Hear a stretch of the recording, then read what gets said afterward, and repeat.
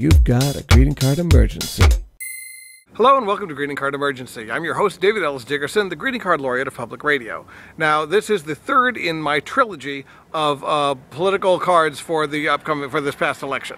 The first one was, of course, cards for when you think you're about to disagree with someone. The second one with Studio 360 with Kurt Anderson was one for the loser of the election. And this is for the one I get the most often, actually, is what do you do if you've already done the damage? What if you're already arguing and going at it with someone who is important to you, someone who's a friend or someone who's a relative, and someone for whom the relationship matters? This is how you heal it. I do not have a card, actually, for reasons that will become obvious. What instead you have is homework, and it involves 3 stages. First stage, wait.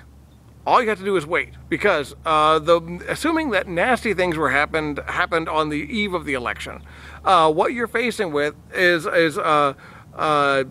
disappointment, which is when human beings hurt the most, and fear, which is when human beings are at their worst behavior.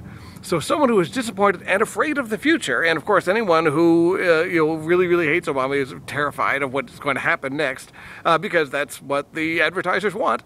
Unpanicked people don't check the news. And so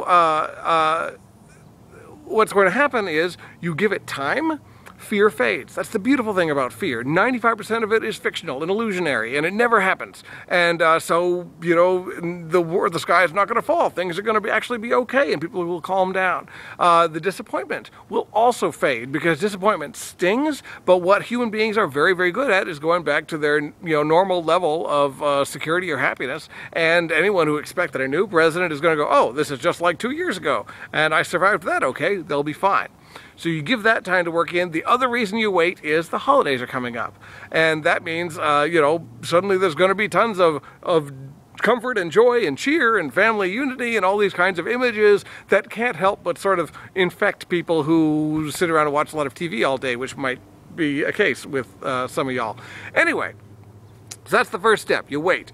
The second step, which involves actual homework, is you either think back of a time when this person that you disagree with did something right, did something you're grateful for. Or, failing that, you go back into your email correspondence, assuming you have that, or pictures or something like that, some history on your phone, and look for something that you had forgotten about. Something that they mentioned offhand, or something that, that kind of thing. Then you have 2 directions to go. Because the third step is, this is the card you write. Any card will do. Get a blank card, something that looks pretty, doesn't matter. And you say, first step, I was just thinking about you, or I was just going over our old correspondence and noticed. Okay? And then you say, either A, thank you for standing up for me this one time, or for giving me this good advice, or for that, loaning me money or something like that. Or B, I just realized I never asked you, how was the Wyandotte County Fair? Or, how are things going with that friend of yours that you mentioned and I never heard back on? Something you can catch up with. And then you say, third, this is important, I look forward to talking again.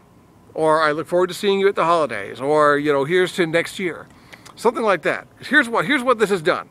You have established the length of your relationship, right? The fact that it has a positive, non-negative spin part to it, something that is non-political and non-religious, one hopes.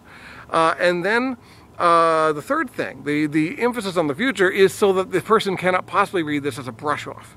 Well, you were great then, but screw you now. Instead, this is something like, this is what my hope in meeting you tomorrow is based on. The fact that you stood up for me in 6th grade. The fact that you taught me, how to iron or something. As long as it's something warm, it doesn't matter. The beautiful thing about this is then you're done. Okay? You don't have to, do not expect anything similar back. Do not expect them to even behave well. You've done your job. And anyone who, looks at a gift like that, a gift of gratitude, a gift of history, a gift of shared love, and, slaps it away with anger, that's their problem. And you have done the best you can. But I think it's going to go a long way toward healing a lot of the rifts that came out of this campaign, and we're going to discover that a lot of the fear and a lot of the disappointment amounts to nothing in the long term. That is my hope, anyway, and I hope this has made your day slightly more pleasant.